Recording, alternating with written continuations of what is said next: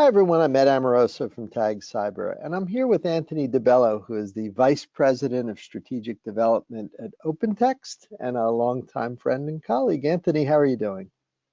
I'm doing great, Ed. How about yourself? Doing great. It's nice to connect with you. I'm looking forward to a lot of good information from you.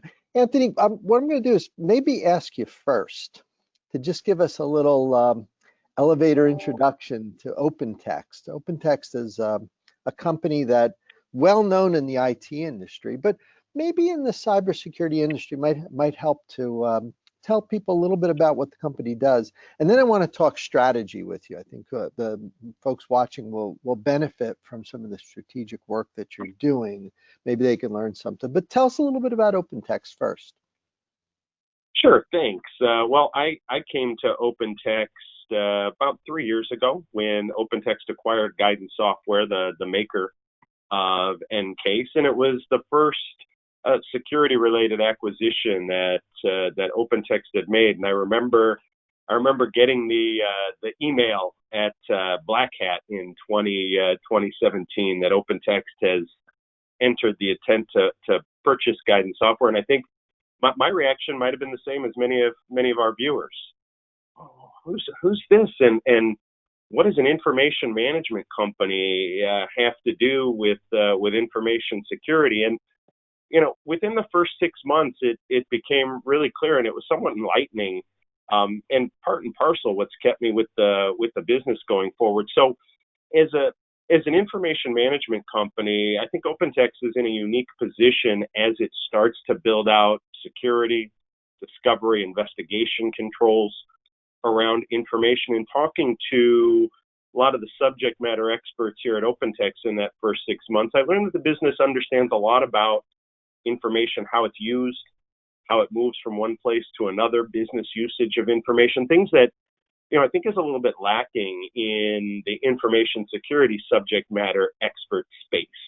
You think about some of the larger InfoSec companies that are focused solely on that are missing, the other half of the picture. Well, what is it we're trying to protect? What is normal business usage? What are these organizations trying to do as it relates to collaboration with information sharing, et cetera? And a lot of that work, that information, no pun intended, really started to fuel our own direction as a security company in terms of where to focus security, how to better manage it for businesses, and even looking at some of the development we've done in the interim, creating connectors to things like SharePoint, Documentum, Content Suite for the purposes of connecting the structured information universe to that unstructured data universe that Encase had always been focused on. And I think now over the last 7-8 months, we're seeing kind of the benefits of that focus as you and I are working from home, where we're hitting our central information storage resources more than ever. I'm interacting with SharePoint and Documentum every day in ways I didn't when I was working out of an office. And I think I'm seeing on the security side not a renewed focus, but a new focus on ensuring that controls extend to anywhere the business secures information. And talking to security folks, there is a bit of a blind spot as it relates to these more structured data storage environments like, again, SharePoint, Documentum, et cetera. So, that's been the focus and really the reasons around OpenText acquiring Encase, Carbonite Webroot, and whatever that may be next. The other side of OpenText is, and you'll hear it from our CEO, Mark Barrenechea, we're a serial acquirer.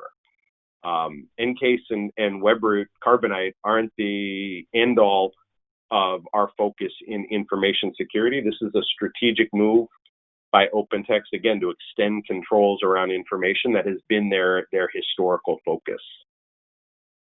Let me see if I can frame my question, because there's something I'd like you to share that I suspect a lot of people watching will learn from. And it goes like this. Unless you've been in a cave for the last 20 years, everyone knows Encase.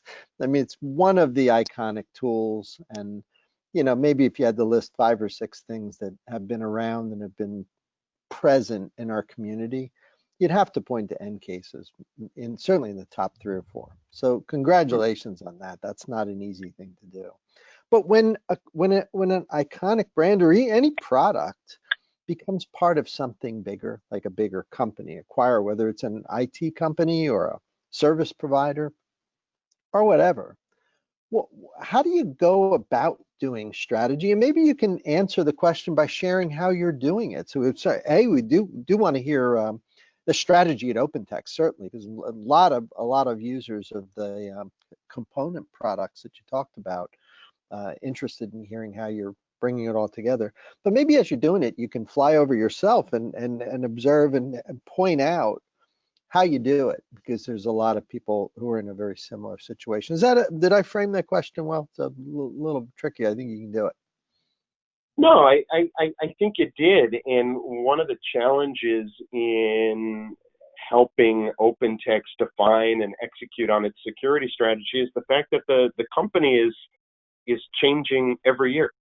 Every time we acquire a company, our DNA changes, and folks like myself on the inside, in some ways, have to react, consume, pivot based on whatever that change might be. Now, there's some constants, and those constants are that core information management business. So, as I started to describe earlier, our initial strategy is, all right, taking advantage of this information management expertise and leveraging that to differentiate as a security division within this bigger IT company. Again, bringing that element of visibility and control closer and more accurately to the information under management. Another aspect of the business here at OpenText is what we call our business network. This is a huge business managing transactions between companies, suppliers, business entities that work together to produce things like cars or electrical grid components or whatever have you. And this too is a focus in terms of, all right, how do we now, through these acquisitions and this growth, create a secure supply chain and secure supply chain technology, as that's becoming more and more important as we work in a distributed manner. I'm thinking about, one of the more obvious examples is ethical supply chain as it relates to mining. What do you know about those that are providing the raw materials that go into jewelry or whatever have you? So there's the security element of both understanding the ethical backgrounds of those within your supply chain, as well as ensuring that those within the supply chain aren't introducing threats, whether they be insider or malware, into a host environment. So these are some ways we're thinking strategically about now taking that new security DNA and weaving it throughout all the different aspects of OpenText business, allowing both our security business to differentiate through an understanding of information and the intelligent application of security, if that makes sense, around those assets, rather than what I call peanut butter security across the whole organization, because you don't know where information is or how it's used, as an example. And part of driving that strategy from a field or external engagement is putting programs in place, whether they be marketing programs or whatever have you, that start to bring folks like information and records managers and security professionals together, having a conversation, learning more about one another's motives, priorities, and how they really have shared interests. Something I've noticed as part of the company now interacting with these types of folks, and that I mean records managers, information managers, to some degree over the past 3 or 4 years, they've been forced to become security professionals, whether or not they admit it. And this is primarily through the regulatory angles of GDPR, PCI, HIPAA, CCPA, whatever have you. But that onus is being put on the information managers, and they're looking for ways within their own access to technology in order to put some of these types of controls in place that are required by regulation, but there's only so far they can go with the native controls that are, for example, in a SharePoint system, which is more focused on identity and access management. So, strategically, we're bringing this context of endpoint and user behavior, machine behavior into that world of working with information as part of their day-to-day job in order to kind of open that aperture and provide more visibility for both information managers and security professionals in terms of the state of the union from a security perspective and where their efforts are best focused based on that visibility that's provided when, for example, when we talk to information folks and the controls they have in place around identity. Well, yeah, we've got access management. So we know when Bob Smith account connects to SharePoint, they've authenticated based on two-factor or whatever might be native to that system. But once they're inside, that control ends. They've been authenticated. They're a privileged user of the company. They're allowed in to do whatever it is they do. So one of the things we're working on today is bringing the visibility of EnCase into that universe so that once that authenticated user is inside, which it could be a spoofed account, it could be an account with escalated privileges, information management can now start to monitor behavior of those entities within their environment, just like security is monitoring the behavior of those entities in the broader corporate network. One of the classic problems that pops up that I'm really interested in hearing how you address, and I know a lot of people watching are dealing with, is when the legacy companies bring their customers, their existing customers, to the new combined entity. Sometimes there's a greenfield there, right? An OpenText customer doesn't have a forensic tool, and you guys are there, and that makes everyone happy. That's the Synergy 101. But sometimes Yep. they may be using a competing tool. Weirdly, in your world, I'm not sure there are that many that compete with EnCase, but you know what I mean. But certainly, maybe you may have some EnCase users, some very large ones, who deal with a different information management company. How do you deal with that? I mean, I have some experience in my own background where that can be a little bit tough to handle. You do strategy. What's the best way to deal with that problem? Well, for us, as it relates to let's say to your point, non-OpenText systems, coming now from the EnCase side within the endpoint detection and response space, we know, and we've brought this forward. There's no one vendor that solves it all in security, and I'm sure our viewers understand this just as well. And part of the learnings in our first year at OpenText was helping the business understand the nature of the information security market. There were benefits both ways. On the side you're indicating, it's, well, there's no one player does it all. We have a focus on interoperability. In fact, one of the big initiatives, broadly speaking, across OpenText this year is the development of APIs underneath everything we do. That's something that on the EnCase side we've been doing for years, to the point of working with orchestration vendors, working with SIM vendors, working with, to some degree at client sites, competitors. That is to say, EnCase fills gaps that maybe some other competing tools don't. And for the larger organizations, now thinking about the financial, the governments, the healthcare type organizations, not uncommon to see multiple overlapping tools at a client site, let alone owning them as a vendor. And it's important for us to ensure that interoperability with whatever tools the client needs, and that if we don't, we lock ourselves in a walled garden and really limit our ability to help customers solve problems. One of the things I remember you sharing with me, specifically in digital forensics, is this intimacy with endpoint security, that there's a lot of synergy there between the enterprise focus on endpoint and the work that you guys have been doing for 25 or 30 years. Bring us up to speed on some of the more recent activity in this area, which I know you're expert in. I'm curious, what are some of the more recent developments? Well, in the area of digital investigations, where we're seeing the focus is, you can imagine, over the last 6 months, it's not all about networked endpoints anymore, right?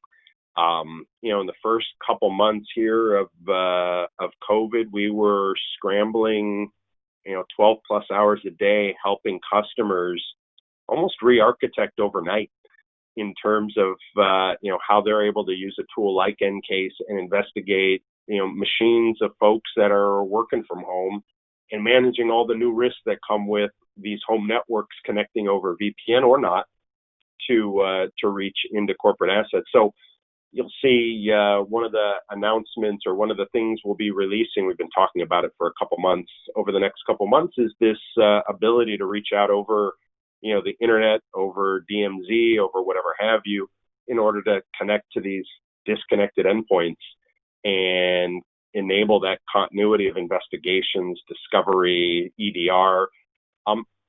And part of that as well is modernizing our own stack of solutions for modern users, modern networks, the cloud, et cetera. And you'll be seeing a lot of talk over the coming months as we start to move Encase to the cloud. And that's not just a lift and shift of technology.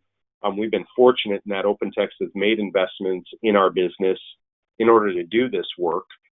We're just getting started here today with that move to the cloud, and that's going to open up all sorts of new ways of working for our customers and new sorts of investigation.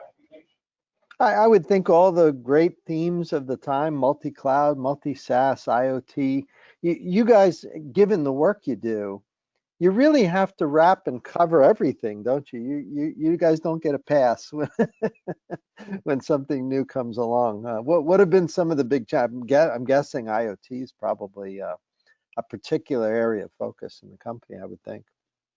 Yeah, IoT, and while not a new thing, it's certainly becoming more important to our customers. Social media type investigations.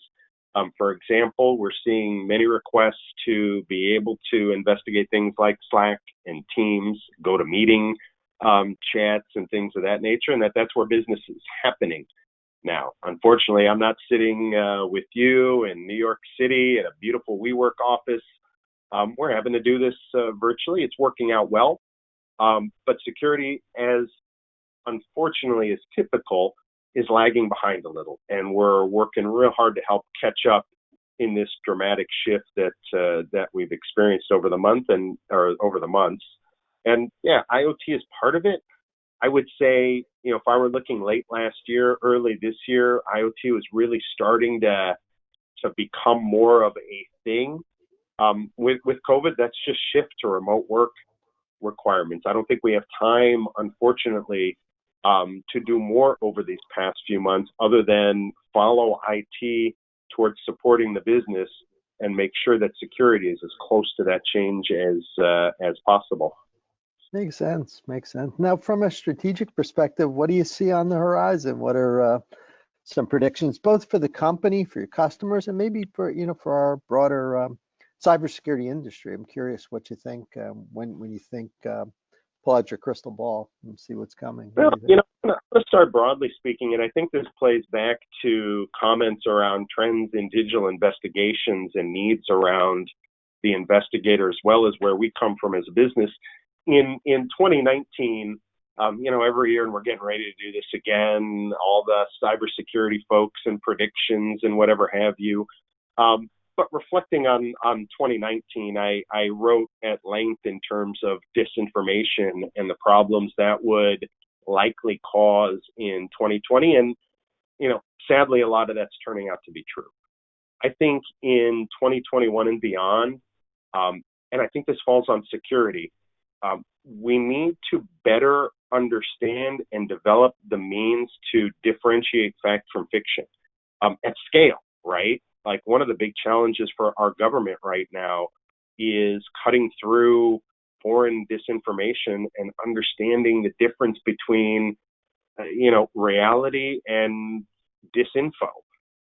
If you start to look in aggregate at communications, I think you can start to find these patterns that are common with disinformation campaigns, etc., as well as weigh sources of fact and truth historically in order to start being able to detect, if you will, lies and disinformation. And I think in 2021, we're going to start to see whether it's vendors developing or the market looking for solutions that are able to help with that problem. And coming from a forensic background, now this is something we've helped law enforcement and governments with for many years, though the manner with which we help that is more on a one-to-one basis, looking at a criminal or a suspect and their own communications, but taking that same process, that investigative process at scale, in order to make similar calls, is going to be key in our ability to communicate with our citizens, feel trust in things that governments or corporations are putting out in the universe or in social media, whatever have you. Everything from believing medicine to believing corporations when they're adding their voice to whatever it might be out in the news or out trending. Well, your company has always done a wonderful job helping us all make sense of information and devices and systems. And Lord knows we need you guys on your game now, because you're right, fake news and all this crazy stuff we see that's indicative of the times. I think Well, we're going to need you guys and others to figure out how to solve that problem. We've got all the pieces in place, and that's part of my role here at OpenText is where do we focus those bets, and what do we prioritize? If you look at the collection of tools we have that we're working with from a security perspective: WebRoot, threat intelligence protection, NCASE detection and response, Covisint, identity and access management for IoT, backup technology, information management technology with two-factor type authentication and its own identity controls. My focus is bringing these together in a logical way that is vetted vis-a-vis the market, our customers, analysts, whatever have you, and a sound bet for the future. Today, it's looking at WebRoot, Covisint, and NCASE, and how we can bring these things together to, for example, help automotive companies secure supplier portals, government system integrators similarly securing those supply chains as they work to build new technology to protect our country, as an example. You couple those needs with the kind of disinformation campaigns we're seeing, and there's a lot of avenues for disruption by our adversaries today. So these are the kinds of things that are informing where we place our bets as a company, and it's all going to come down to how these best fit as it relates to securing the information that we hold most dear and protect our businesses from those that look to do harm. And tomorrow, our strategy could shift a little again as we acquire yet another security player.